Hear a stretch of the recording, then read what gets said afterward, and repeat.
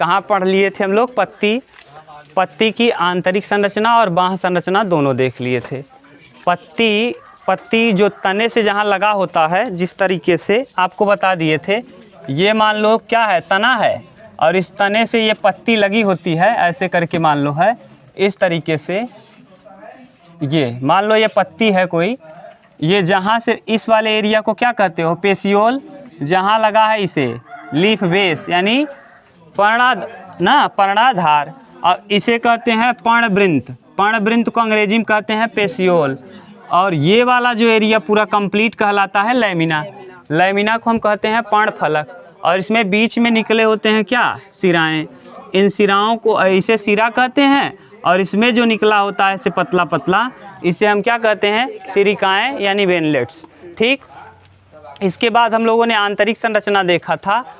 आंतरिक संरचना में पत्ती को दो भाग में बांटा था। एक बाह्य त्वचा में बाह्य ऊपरी त्वचा और बाह्य निचली त्वचा। बाह्य ऊपरी त्वचा और बाह्य निचली त्वचा देख लिए थे। इसके बाद हम लोगों ने देखना चालू किया था पत्ती का आंतरिक संरचना में ये स्ट्रोमा यानी रंध्र। ठीक। रंध्र का संरचना जब आपने बनाया था तो रंध्र और उसके बगल बगल में गार्ड सेल थे। उस गार्ड सेल में द्रव भरा हुआ था ना, गार्ड सेल के बीच में द्रव था जिसे आप लोग क्या कहे थे? स्ट्रोमा ना। उस द्रव में स्ट्रोमा था, उसी द्रव में था क्या? हरित लवक। उसी द्रव के अंदर था क्या? केंद्रक ना। हरित लवक जो था, ये हरित लवक में छोटे छोटे क्या थे? सिक्के के सिक्के और स्तंभनुमा, सिक्के के समान स्तंभनुमा संरचना थी, जिसको आप लोगों ने क्या कहा था? ग्रेनम कहा था। और सभी ग्रेनम को मिला करके आपने क्या कह दिया था? ग्रेना। और उसी ग्रेना के एक एक भाग को अगर आप अलग कर लिए थे तो थैलोकाइड्स कहलाता था। और वो थैलोकाइड जो होता था, उस थैलोकाइड में क्या था? क्लोरोफिल। और उस क्लोरोफिल में क्या था? मैग्नीशियम। ठीक। और ये जो रंध्र था ये खुलता और बंद होता था, जिस वजह से खुलने और बंद होने से अब माने क्या निकलता था? आदान प्रदान होता था किसका? माने ऑक्सीजन का और कार्बन डाइऑक्साइड गैसों का विनिमय होता था। ठीक। यहाँ तक आप लोगों ने देख लिया था। आज हम लोगों को पढ़ना है वाष्प उत्सर्जन। ठीक। वाष्प उत्सर्जन। तो वाष्प उत्सर्जन को आज हम समझते हैं। यहाँ तक अगर आपको दिक्कत है तो बताओ। नहीं ना, आपको बता दिए हैं। जैसे ये क्या है, इसे आप बताओगे पेशियोल है। ठीक। कंप्लीट। अब यह देखो, इसे कहते हैं लीफ एपेक्स। ये वाला जो एकदम ऊपर होता है ना, इसे कहा जाता है लीफ एपेक्स। एपेक्स माने चोटी, और लीफ का यानी पर्णाग्र, इसे क्या कहते हैं? पर्णाग्र माने पत्ती का अग्र वाला भाग। और ये जो कटा छटा एरिया दिख रहा है ना ऐसे ऐसे करके, ये कहलाता है मार्जिन। इसे क्या कहते हैं? मार्जिन। ये नहीं बताए थे क्या? मार्जिन। ये होता है मार्जिन, और इसे कहते हैं एपेक्स।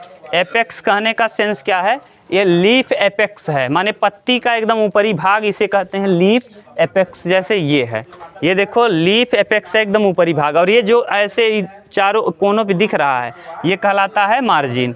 ठीक। और ये कहलाता है क्या? पेशियोल। और जहाँ से सटा रहता है उसे हम क्या कहते हैं? Leaf base. और ये पूरा जो है इसको क्या कहते हैं? लैमिना।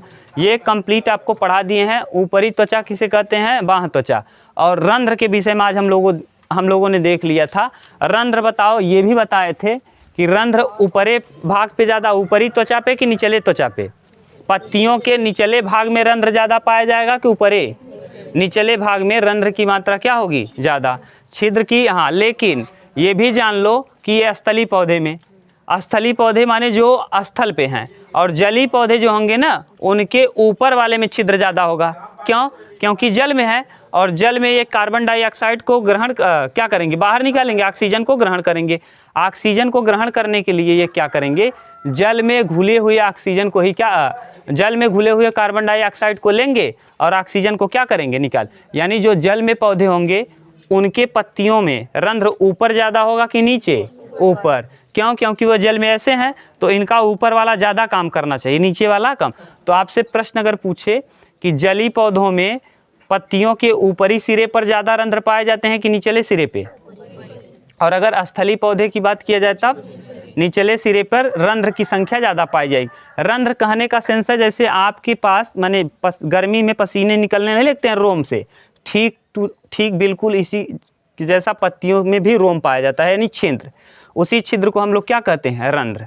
ठीक, तो ये रंध्र का काम क्या है, कई काम है, और उसी काम में हम लोगों को पहला पढ़ना है वाष्प उत्सर्जन। वाष्प उत्सर्जन, वाष्प उत्सर्जन किसे कहते हैं, देखो अब समझो, हम लोगों को क्या पढ़ना है आज, वाष्प उत्सर्जन और प्रकाश संश्लेषण। ठीक, तो पहले देखिए वाष्प उत्सर्जन किसे कहते हैं, वाष्पोत्सर्जन न, वाष्पोत्सर्जन। अब देखिए वाष्पोत्सर्जन की ज़रूरत क्यों पड़ी, जैसे पत्तियों में माने पानी को जो पेड़ पौधे पानी लेते हैं ना इस तरीके से, तो यहाँ मान लो इसके जड़ हैं पेड़ के, और यहाँ मान लो ये शाखाएं हैं ऐसे करके, और इसमें निकली है क्या ऐसे करके, मान लो पत्ती ये। ठीक, अब ये मान लो पेड़ का पत्ती है इस तरीके से। अब पत्तियाँ क्या करती हैं, पत्तियों में रंध्र पाए जाते हैं, छोटे छोटे क्या रंध्र। इन रंध्र में अब जड़ का कौन सा सिरा लेगा, जड़ में रूट हेयर पाए जाते हैं, आपको पढ़ा दिए हैं रूट हेयर। ये रूट हेयर पानी को क्या करेंगे, सोख लेंगे, और ये पानी सोख करके ये जाइलम ऊतक के द्वारा, किस ऊतक के द्वारा, जाइलम ऊतक के द्वारा, जाइलम ऊतक के द्वारा जल को कहाँ पहुँचाएंगे, पत्तियों तक। और पत्तियाँ जो है ना ये केवल 5% पानी को, कितने परसेंट, 5% पानी को यूज करेंगे, बाकी शेष पानी को ये क्या कर देंगे, उड़ा, वाष्प बन के उड़ा। तो माने वाष्प बन के कितना % पानी उड़ जाता है। तो ये आपसे प्रश्न पूछिए अगर कि पेड़ पौधे माने ग्रहण किए गए पानी का कितना % यूज करते हैं, 5%, कितना उड़ा दिया जाता है, 95%। अब देखो 95% उड़ा दिया जा रहा है, और ये वाष्प उत्सर्जन होता क्यों है कि नहीं, माने पेड़ पौधे द्वारा ज़मीन से यानी रूट हेयर से लिए गए पानी को पत्तियों के रंध्रों द्वारा क्या कर देना, वातावरण में छोड़ देना, रिलीज कर देना या उड़ा देना ही क्या कहलाता है, वाष्प उत्सर्जन। तो वाष्प उत्सर्जन होता क्यों है कि नहीं।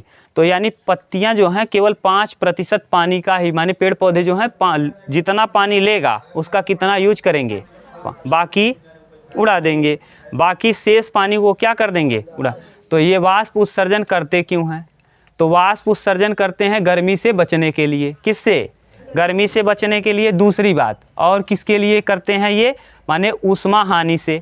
तो ठंडी के दिन में ऊष्मा हानि, ऊष्मा का मतलब क्या है, गर्मी। जैसे आप सोचो आपको खूब तेज पसीना हो और आप जाके पंखे के सामने बैठ जाओ तो क्या होगा, ठंडी लगेगी, हल्का हल्का क्या महसूस होगा, ठंड ना। तो ऐसी स्थिति में अगर मान लो पेड़ पौधे अगर पत्तियां ऐसे पानी उड़ाते रहें ठंडी में भी, तो अगर ठंडी में उड़ा देंगे पानी तो उसको पेड़ को क्या लगने लगेगा, ठंडी। तो पेड़ अपने पत्तियों को क्या करेंगे, गिरा देंगे। तो कुछ पेड़ पौधे ऐसे होते हैं जो ठंडी में भी अपना पत्तियां क्या करते हैं, गिरा। तो किससे, ऊष्मा हानि से बचने के लिए। ऊष्मा हानि का मतलब समझ रहे हो ना, जैसे आप सोचो आपको पसीना हुआ है और आप धूप में गए, माने पंखे के सामने चले गए, तो क्या होगा, ठंडा लगेगा, थोड़ा बहुत ठंडा लगना चालू हो जाएगा कि नहीं। तो यानी पेड़ पौधे ठंडी के दिनों में पत्तियां गिराएंगे, क्यों, ऊष्मा हानि से बचने के लिए, जैसे उनका ऊष्मा क्या हो ना, बच जाए। दूसरा, ये गर्मी से भी बचने के लिए क्या करते हैं, पत्तियों को अपना गिरा देते हैं। गर्मी से बचने का कैसे करेंगे, जैसे सोचो आप कि अगर आपको खूब गर्मी लग रही है, अरे आप लोग देखे होंगे पान उनका कोई पत्ता रखता है, तो दुकान पे आप देखिएगा पान का पत्ता ले लिए हैं तो उसके ऊपर बोरा रख देंगे और उस पर क्या डालते रहेंगे, पानी, क्यों, उसमें नमी क्या रहे, बरकरार रहे। तो यानी जो पेड़ पौधे होंगे जब यहाँ से पानी खींचेंगे, भैया यहाँ से पानी ले रहे हैं, अब पानी को ले जाएंगे तो पानी अगर लगातार उड़ता रहेगा तो ठंडा ठंडा पानी नीचे से क्या होता रहेगा, जाता रहेगा। गर्म पानी क्या होगा, उड़ता जाएगा, ठंडा पानी इनको मिलता रहेगा, कौन ले जाएगा, जाइलम लगातार पानी को क्या करेगा, नीचे से ऊपर ले जाएगा, और पत्तियां उड़ाती रहेंगी। तो पानी को पत्तियां क्या करेंगी, लगातार उड़ाती रहेंगी और वाष्प का उत्सर्जन होता रहेगा। और इस तरीके से पेड़ पौधे में जो गर्म पानी है, जैसे सोचो आप ही लगातार तुरंत चले जाओ, बम्बा चला दो, जैसे गर्मी का मौसम है और आप क्या करो, नल को चलाना चालू करो, तो पहले क्या गिरेगा, पानी गर्म, लेकिन कुछ देर चलाने के बाद ठंडा। अगर यही काम लगातार पेड़ करते रहेंगे तो गर्म पानी क्या होता रहेगा, उड़ता रहेगा और ठंडा पानी जाता रहेगा। तो गर्मी में तेज धूप में भी पेड़ पौधे अगर रहेंगे तो इनको गर्मी लगेगी, क्यों, क्योंकि नीचे वाला जो ठंडा पानी है ये क्या कर रहे हैं, ऊपर ले जा रहे हैं, और गर्म पानी क्या हो रहा है, उड़ रहा है। और अगर गर्म पानी उड़ रहा है तो क्या बन रहा है, वाष्प, और वो वाष्प बनेगा तो इसका मतलब वाष्प बन के कहाँ फैलेगा, वातावरण में, और वातावरण में वाष्प बन के फैलेगा तो किसका रूप धारण कर लेगा, बादल का, और बादल होके फिर क्या होगा, बारिश। अर्थात जहाँ पर पेड़ पौधे ज़्यादा होंगे वहाँ बारिश भी क्या होगी। क्यों, क्योंकि पेड़ पौधे लिए गए पानी को केवल कितना यूज करते हैं, बाकी शेष पानी को वाष्प के रूप में उड़ा देते हैं। अब देखो पेड़ को ठंडक भी मिल गई ना, और वाष्प का उत्सर्जन भी हो गया, और वातावरण को लाभ भी हो गया। वातावरण को लाभ कैसे हुआ, आप लोगों को जल मिल गया, लगातार बारिश होगी, तो इसीलिए जिस जगह पे पेड़ पौधे ज़्यादा होंगे वहाँ क्या ज़्यादा होगा, बारिश। तो ये पत्तियाँ जो हैं वाष्प का उत्सर्जन करती किससे हैं, रंध्र से। किससे करेंगी, रंध्र से। रंध्र माने छोटे छोटे छिद्र। आप ऐसे समझो जैसे आपके पास छोटे छोटे छिद्र हैं जिसे रोम कहते हैं। क्या कहते हो, रोम। तो माने जीव जंतुओं में भी पसीना होने के लिए क्या है, रोम।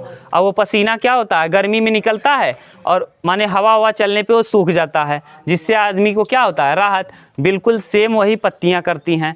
लिए गए पानी को गर्मी से जब उसके ऊपर गर्मी पड़ेगा तो क्या करेंगी, उड़ा देंगी, और उड़ने के बाद पानी जो उड़ेगा वाष्प बन के फिर नीचे से जाइलम ऊतक ले जाएगा पानी, तो नीचे से ठंडा ठंडा पानी ऊपर ले जाएगा, और गरम गरम पानी क्या होता रहेगा, उड़ता रहेगा। तो यानी कितना भी धूप हो इनकी पत्तियां झुलसेंगी नहीं। तो गर्मियों में भी पेड़ पौधे की पत्तियां आप देखते हैं सूखता है, नहीं सूखता। क्यों, यही कारण है। यही कारण क्या है कि नीचे का ठंडा पानी ले रही हैं, और ऊपर से जो गर्म पानी है वो क्या हो रहा है, उड़ता जा रहा है। दूसरा, अब इसका फायदा वाष्प उत्सर्जन का और क्या है, पेड़ पौधों को केवल पानी ही चाहिए नहीं, नीचे से खनिज लवण भी चाहिए, यानी नीचे से खनिज भी इसको चाहिए। जो आप खाद डालते हैं, नाइट्रोजन है ना, यूरिया जैसे डालते हैं उसमें नाइट्रोजन कितना परसेंट है, 46%। तो ये नाइट्रोजन को पेड़ पौधे ले जाते कैसे हैं, अब पानी के साथ केवल पानी जाएगा। जो आप यूरिया खाद डालते हैं वो किस में घुला है, पानी में, और वो पानी कहाँ जा रहा है, ऊपर।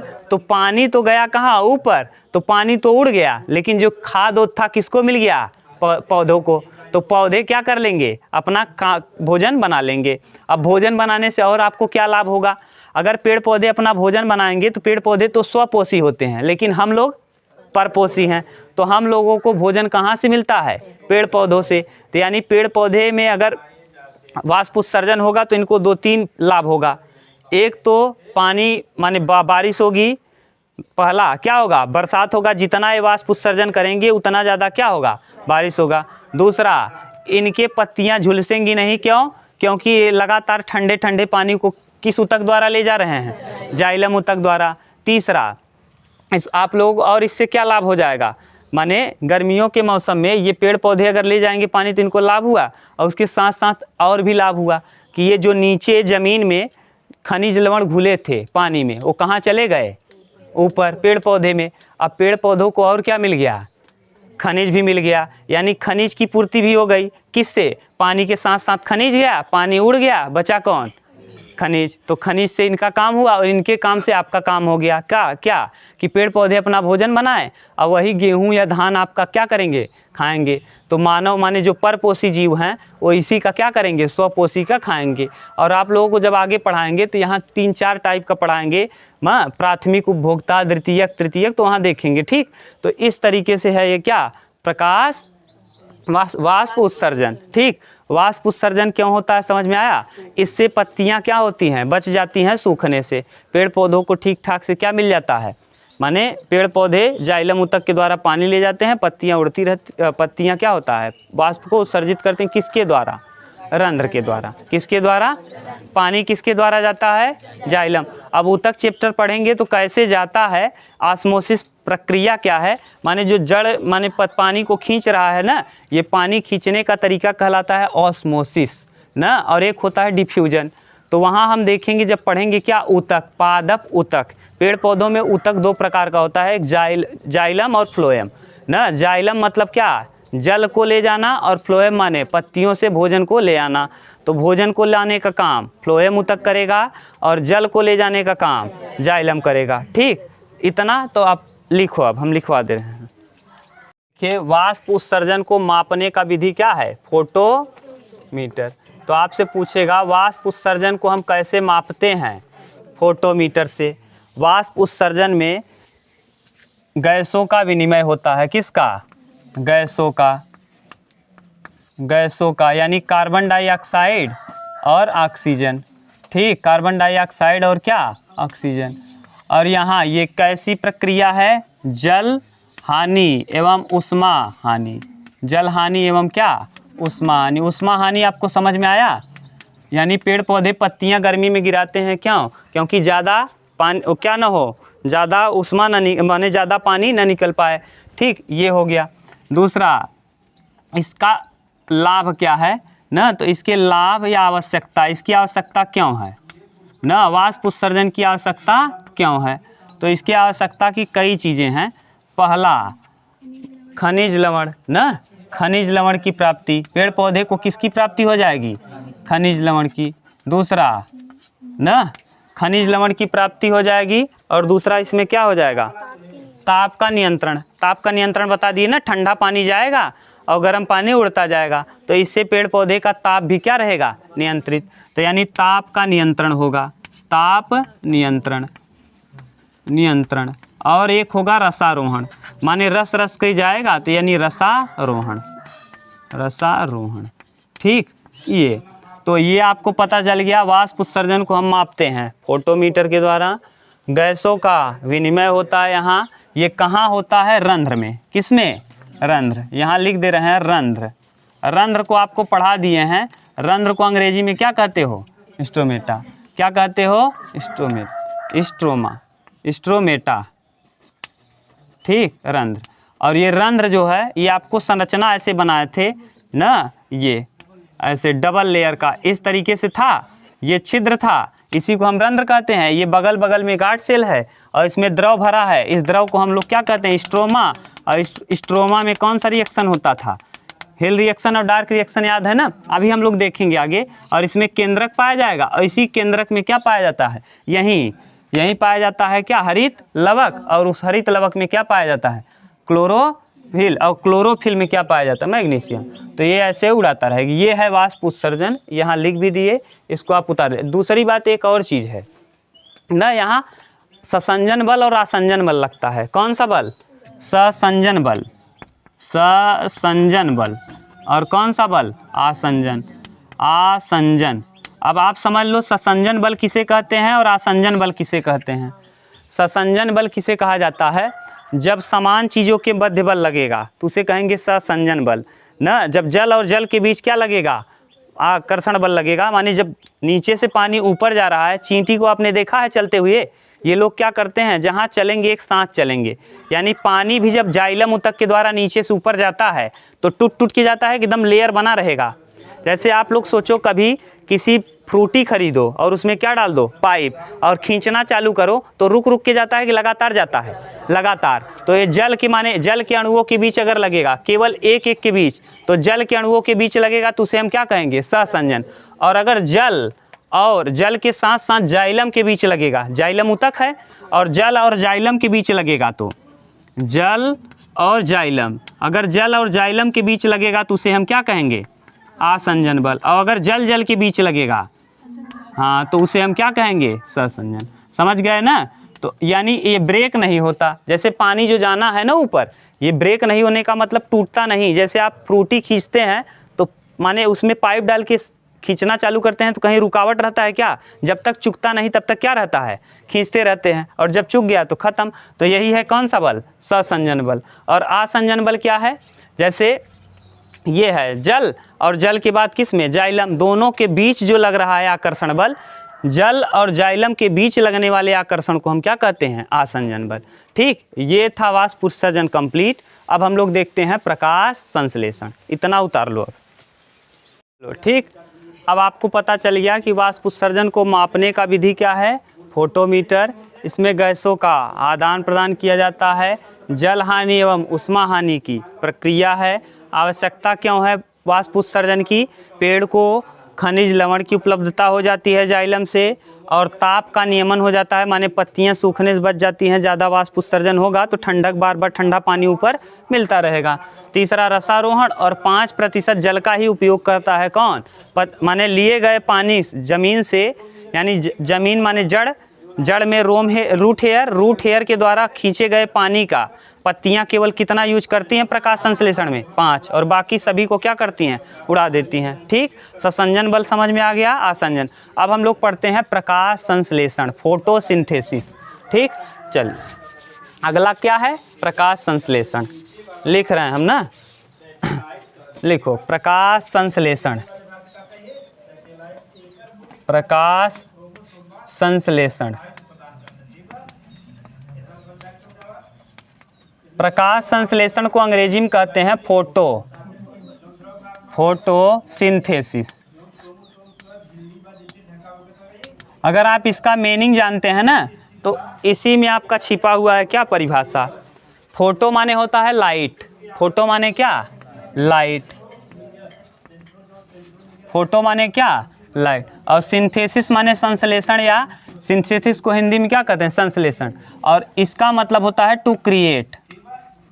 टू क्रिएट माने लाइट माने क्या, ऊर्जा, लाइट माने क्या, प्रकाश एक प्रकार की क्या है, ऊर्जा है। आप लोगों ने पढ़ा है फिजिक्स में, प्रकाश एक प्रकार की क्या है, ऊर्जा। और क्रिएट माने बनाना, क्या करना, बनाना, यानी ऊर्जा यानी प्रकाश की उपस्थिति में या लाइट की उपस्थिति में माने क्या बनाना, कार्बोहाइड्रेट को बनाना, कार्बोहाइड्रेट,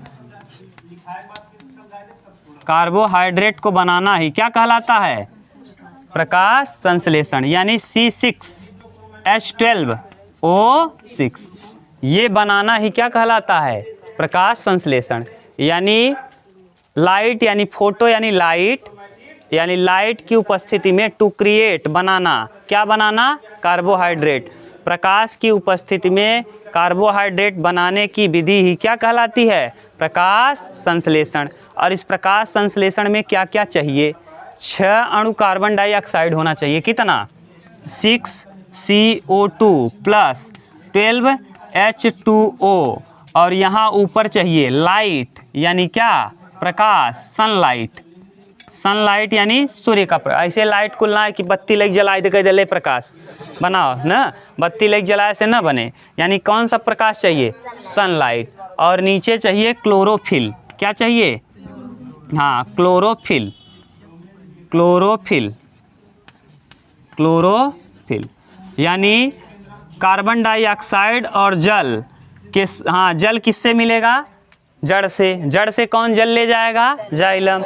कहाँ कौन खींचेगा, रूट हेयर खींच लिया। और कार्बन डाइऑक्साइड कहाँ मिलेगा, जीव जंतु, जैसे हमसे है, हम लोग हैं क्या करते हैं, कार्बन डाइऑक्साइड को बाहर निकालते हैं, तो ये बाहर निकला और ऊपर से मिला सनलाइट, सूर्य का प्रकाश, और नीचे उस पत्तियों में क्या है, क्लोरोफिल। और क्लोरोफिल कई बार बता दिए हैं, ये क्लोरोफिल को आप याद करके ही रखो। माने आदमी सोचता है कि क्लोरोफिल माने पत्तियों का हरा रंग, किसकी वजह से, लेकिन क्लियर नहीं है क्लोरोफिल कहाँ है, ये किसका स्ट्रक्चर बना दिए हैं, स्ट्रोम ना, और ये गार्ड सेल। ठीक, इसमें द्रव भरा है, इस द्रव को हम क्या कहेंगे, स्ट्रोमा, इस द्रव को हम क्या कहेंगे, स्ट्रोमा। और ये छिद्र है, रंध्र कहलाएगा ना, इस छिद्र में रंध्र, और इसी में क्या पाया जाएगा, केंद्रक, और इसी में प्लेट नुमा संरचना जिसे हम हरित लवक कहेंगे।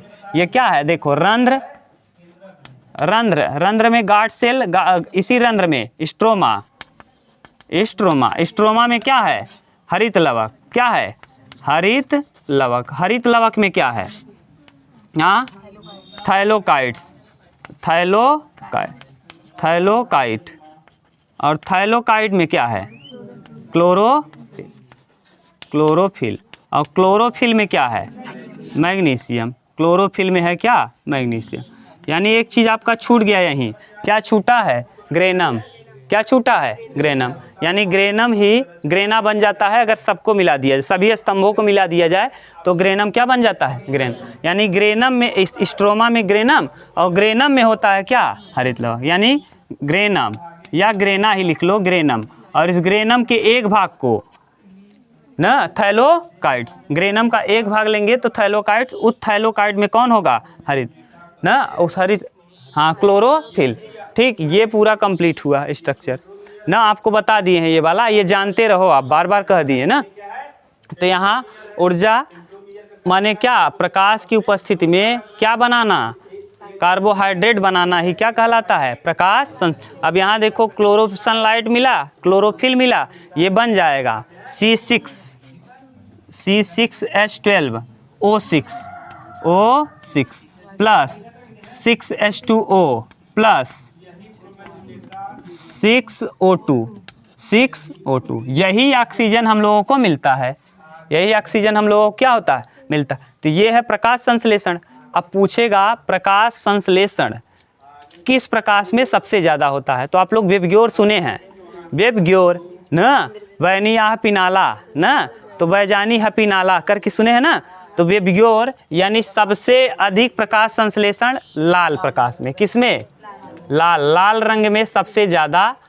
उसके बाद आरबीजी एक होता है, आरबीजी रेड ब्लू ग्रीन, लाल के बाद नीला, लाल के बाद नीला के बाद हरा। यहाँ हरा की जगह ना कभी कभी बैगनी देता है, क्या, बैगनी। तो आप चाहे जो लगा सकते हैं, हरा देगा तो ठीक है, बैगनी देगा तो भी ठीक है। कक्षा 10 में ये हरा दिया है और कॉम्पिटिटिव एग्ज़ाम में ये बैगनी देता है, हम दोनों आपको बता दिए हैं। कक्षा 10वीं की किताब में आप देखेंगे ना, तो वहाँ लिखा है लाल में सबसे ज़्यादा प्रकाश संश्लेषण लाल प्रकाश में, उसके बाद नीले में, तब हरे में। लेकिन कॉम्पिटिटिव में हरे की जगह क्या देता है, बैगनी। क्यों, क्योंकि लाल सबसे पहले आता है वेबग्योर में ना, तो वेबग्योर, तो वायलेट माने बैगनी और रेड माने लाल, तो लाल वाला तरंग दैर्ध्य अधिक होता है। तो लाल के तरंग दैर्ध्य की वजह से ही लाल का तरंग दैर्ध्य क्या है, अधिक, तरंग दैर्ध्य अधिक है, इसीलिए लाल प्रकाश में सबसे ज़्यादा क्या होता है, प्रकाश संश्लेषण। तो लाल प्रकाश में सबसे ज़्यादा प्रकाश संश्लेषण होगा। दूसरा, कितने तापमान की आवश्यकता होनी चाहिए प्रकाश संश्लेषण के लिए, 10 से 35 डिग्री। किताब में सब लिखा है, देखना, 10 से 35 डिग्री। माने एक अच्छा प्रकाश संश्लेषण कब होता है, जब तापमान कितना होता है, 10 से 35 डिग्री सेंटीग्रेड। तो 10 से 35 डिग्री सेंटीग्रेड में सबसे अच्छा प्रकाश संश्लेषण होगा। सबसे अच्छा किस रंग में होगा, लाल रंग में। किस रंग में सबसे ज़्यादा प्रकाश संश्लेषण, लाल रंग में, सबसे कम बैगनी, लेकिन कक्षा 10 में दिया है हरा। ठीक, कक्षा 10 में कौन दिया है, हरा। तो ये आप जानते रहिए कि, और कैसे याद करेंगे, RBG red blue green, RBG red blue green. ठीक, तो ये है प्रकाश संश्लेषण। अब प्रकाश संश्लेषण होता क्यों है, तो हम लोग देखते हैं। प्रकाश संश्लेषण होता है, देखिए ये क्या होगा, बाहर क्या निकल रहा है, ऑक्सीजन, और क्या बन रहा है, जल, और क्या माने ग्लूकोज। ये ग्लूकोज जो बनाएगा पेड़ पौधा, वो किसको मिलेगा, माने उसको खाएंगे कौन, जो जीव जंतु हैं। तो इसीलिए तो 2-3 काम करता है प्रकाश संश्लेषण। माने ये गैसों का विनिमय स्थानांतरण बनाए रखता है। स्थानांतरण माने जैसे सोचो, जो हम लोग कार्बन डाइऑक्साइड गैस बाहर निकाल रहे हैं, और उसको कौन ग्रहण कर रहा है, पेड़ पौधे। अगर नहीं रहा होता पेड़ पौधा, तो हमारे द्वारा निकाला गया कार्बन डाइऑक्साइड गैस क्या होता, कहीं कोई लेता, नहीं लेता तो हमको वापस मिलता। तो आदमी देखिए ऑक्सीजन, और फिर ऑक्सीजन भी नहीं मिलता। अगर ये प्रकाश संश्लेषण नहीं होता तो क्या नहीं निकलता, तो हम लोग जीवित रहते नहीं। तो माने प्रकाश संश्लेषण जरूरी है, क्यों, माने गैसों के विनिमय के लिए। गैस माने कार्बन डाइऑक्साइड गैस को ये ग्रहण कर लेते हैं और ऑक्सीजन को बाहर निकालते हैं। जैसे गैसों का माने जो एक्सचेंज है ये बना रहता है, और गैस का जो लेवल है वो स्थिर रहता है। नहीं तो कार्बन डाइऑक्साइड कितने जीव जंतु हैं, अब तो भारत में 140 या 150, 140 के पारे हुए, जनगणना अगर हो गया तो वर्तमान में क्या होगा, 140 के पार, न है कि नहीं। तो यानी ये सब आप देख लीजिए। अभी प्रकाश संश्लेषण और बचा है, कल हम लोग और देखेंगे इसके आगे। ठीक।